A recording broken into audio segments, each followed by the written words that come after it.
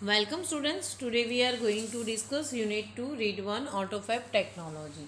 વિદ્યાર્થી મિત્રો AutoFab ટેકનોલોજીને અગાઉના વિડીયોમાં આપણે જોયું. હવે આગળ વધીશું કે AutoFab ટેકનોલોજી એ કેવી રીતે આપણને બેનિફિટ રહે છે જોઈએ. બીજું આપણને પોઈન્ટ્સ કાલે આપણે જોયો કે બેટર પ્રોડક્ટ ક્વોલિટી કે AutoFab ટેકનોલોજીને કારણે કહે છે કે ડ્યુરેબિલિટીવાળી આપણને પ્રોડક્ટ મળે છે. નેક્સ્ટ એનો પોઈન્ટ છે જે બેનિફિટ રૂપે આપણને છે મોર રિસાયકલિંગ. બરાબર છે. તો મોર રિસાયકલિંગમાં શું કહેવા માંગે છે જોઈએ ડિટેલમાં. મોર રિસાયકલિંગમાં એવું કહે છે કે વપરાયેલી કે ફેંકી દેવાયેલી ચીજવસ્તુમાંથી નવી ચીજવસ્તુ બનાવવાનું રિસાયકલિંગ વધશે. એ આપણે AutoFab ટેકનોલોજીને આભારી છે. તો જોઈએ ડિટેલમાં. Instead of buying the latest model of car or throwing away an old toaster, the customers will return their older models and get back new models fabricated from that old stock. Old stock એટલે જૂની વસ્તુઓ. There will be recycling of materials in new ways. This will be great compensations એટલે વળતર to environment. તો જોઈએ શું કહેવા માગે છે કે બીજો પેરેગ્રાફ છે મોર રિસાયકલિંગ. કહે છે કે ઝીણવટભરી અને કહે છે કે ઝીણવટથી જોવામાં આવે તો અદ્યતન મોડલની કાર ખરીદવી કે જૂનું ટોસ્ટર ફેંકી દેવાની બદલે ગ્રાહકો તેમના જૂના મોડલ્સ પરત આપશે અને તેમના જ જૂના માલસામાનમાંથી તૈયાર કરેલા નવા મોડલ્સ મેળવશે. તો આ રીતે કે છે ફેંકી દેવાયેલા કે બિનઉપયોગી માલસામાનોનું વિનીકરણ એટલે કે રિસાયકલિંગ રીતે થશે અને પર્યાવરણ માટે આ મોટું વળતર રહેશે. તમે જોતા હશો ઘણીવાર આપણે સ્કીમો માર્કેટમાં આવતી હશે કે જૂની વસ્તુની બદલીમાં નવી વસ્તુ લઈ જવી. તો આનો મતલબ કે AutoFab ટેકનોલોજીને કારણે કે કોઈ વસ્તુ બગડી હોય, સિમ્પલ એક્ઝામ્પલ આપણને ટોસ્ટર આપ્યું છે કે એની પાસે ટોસ્ટર બે કસ્ટમર બે ટોસ્ટર બગડેલા આપી જાય છે. તો કોઈ ટોસ્ટરમાં કોઈ એનું વાયરિંગ બગડ્યું હોય, તો કોઈ એનું મશીનરી બગડ્યું હોય, તો જે ટોસ્ટરમાં જે પાર્ટ સારો છે એ AutoFab ટેકનોલોજીના કારણે આપણે ટેસ્ટિંગ કરીને લઈને એ જ્યાં જરૂર છે ત્યાં રિપ્લેસમેન્ટ કરી શકીએ છીએ. તો આ રીતે આપણે રિસાયકલિંગ કરીને જૂની વસ્તુમાંથી આપણે ઘણું બધું એવું નવી પ્રોડક્શનમાં એનું ઉપયોગી યુટિલાઇઝેશન કરી શકીએ છીએ. તો એક AutoFab ટેકનોલોજીને કારણે આપણને એક ફાયદો થાય છે. નેક્સ્ટ ત્રીજો પોઈન્ટ છે the return of the village craft workers. બરાબર છે. હવે ક્રાફ્ટ વર્કર્સમાં એવું કહેવા માંગે છે કે સમયનો યુટિલાઇઝેશન થાય છે. તો કહે છે કે the return of the village craft worker.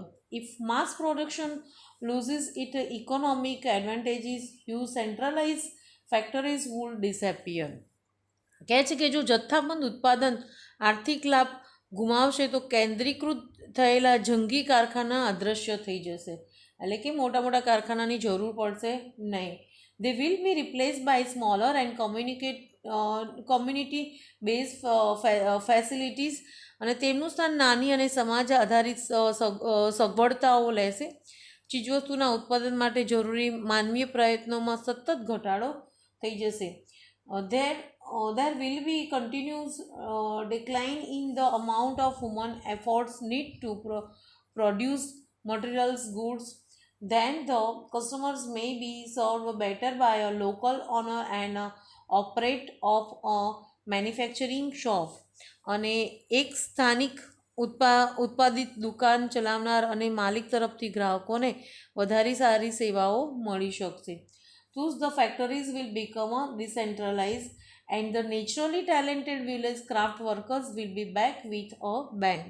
અને આ રીતે કારખાના વિકેન્દ્રિત થશે અને કુદરતી રીતે હુન્નર ધરાવતા ગ્રામ્ય કારીગરો સફળતાપૂર્વક પરત ફરશે.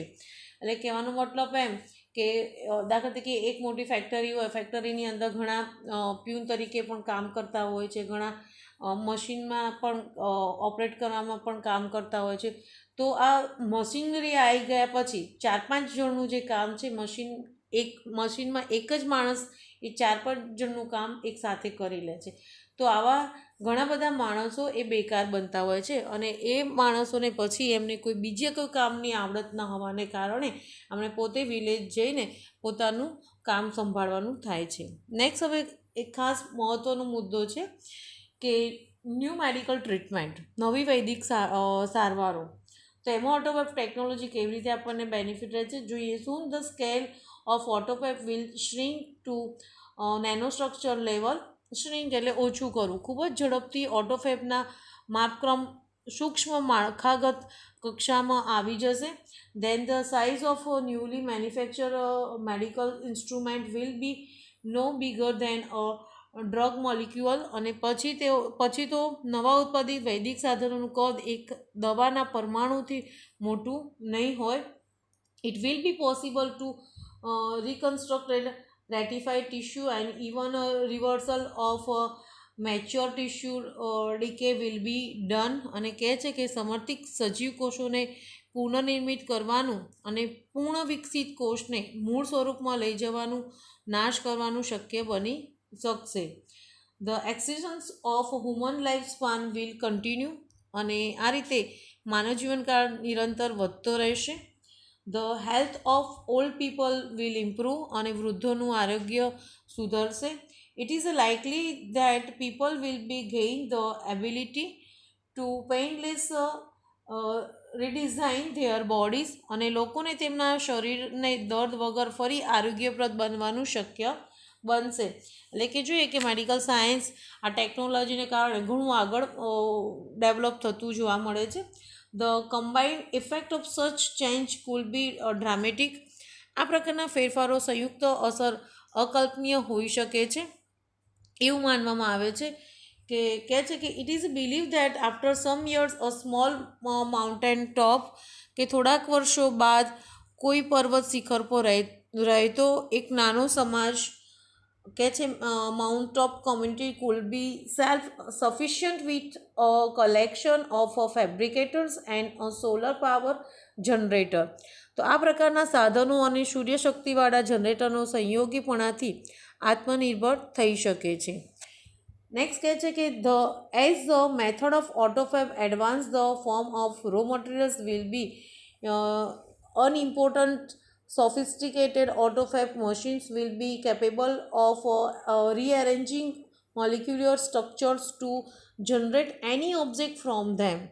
કહે છે કે ઓટોફેપની પદ્ધતિ જેમ જેમ આગળ વધી રહી છે તેમ તેમ કાચા માલનું સ્વરૂપ બિન અગત્યનું થઈ જશે. ઓટોફેપના અગત્ય યંત્રો કોઈપણ વસ્તુ પેદા કરવા માટે પરમાણુ માળખાની પુનઃગોઠવણી કરી શકશે. Plastic milk jug and last night puncture car to be could be a molecule rearranged to get a new table lamp. કહે છે કે દૂધના પ્લાસ્ટિકના જગ અને ગઈ રાત્રે પંચર થયેલી કારની ટ્યુબના પરમાણુ માળખાની પુનઃ ગોઠવણી કરીને નવો ટેબલ લેમ્પ બનાવી શકાશે. દેટ મીન્સ કહે છે કે યુટિલાઇઝ થઈ ગયેલી વસ્તુ છે એમાંથી કહી શકાય રિસાયકલિંગ કરીને ફરી એને ઉપયોગમાં લઈ શકવા માટે પણ આ ટેકનોલોજી આભારી છે. Highly improved autophac technology will perhaps be able to meet all our materials desire. અને કહે છે કે ઊંચા દરે સુધારેલા ઓટોફેપ ટેકનોલોજી આપણી તમામ ભૌતિક ઈચ્છાઓને પૂર્તિ કરી શકશે. The freedom resulting from this achievement will bring about a golden age of art, music and scientific discovery.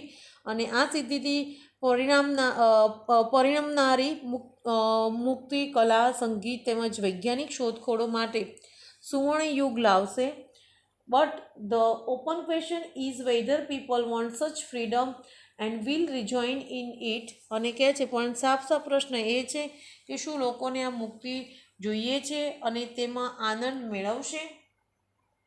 In life, it is often found that the greatest satisfaction comes not from getting what one wants, but from working for it.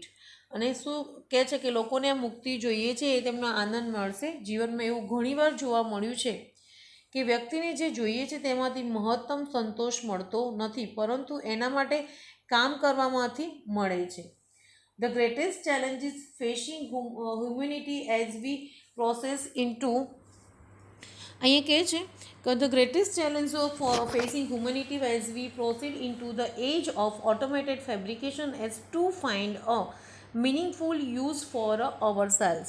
અહીં કહે છે કે આપણે સમય સંચાલિત ઉત્પાદનના યુગમાં પ્રવેશી રહ્યા છીએ ત્યારે ની સામે મોટો પડકાર આપણા માટે સાર્થક ઉપયોગ કયો એ નક્કી કરવાનો છે.